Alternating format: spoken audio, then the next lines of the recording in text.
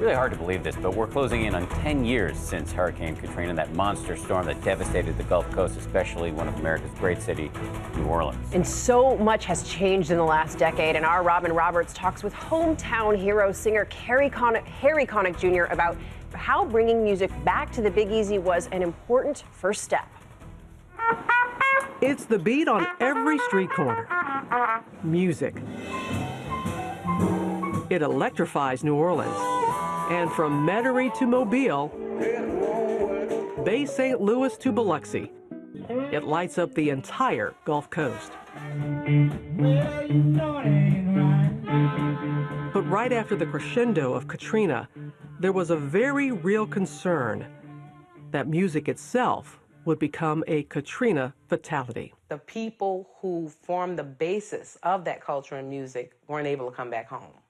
And there was no place for us to come home to. Everything was gone. Everything was washed away. God, Lord Jesus. Singer Ellen Smith, whose house was destroyed in the flooding, didn't have the means to rebuild. Mold is growing up the walls.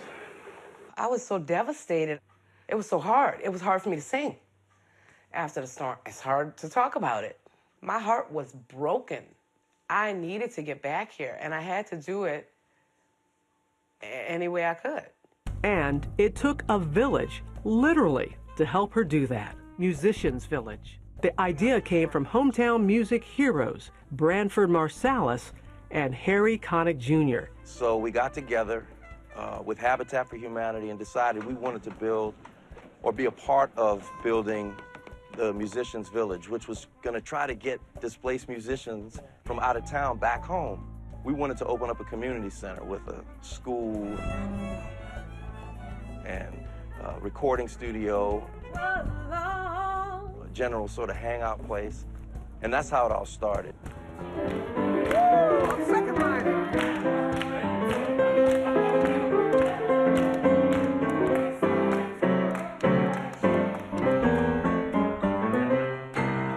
Hey, man, I was so good I knocked the music off the piano. Yeah.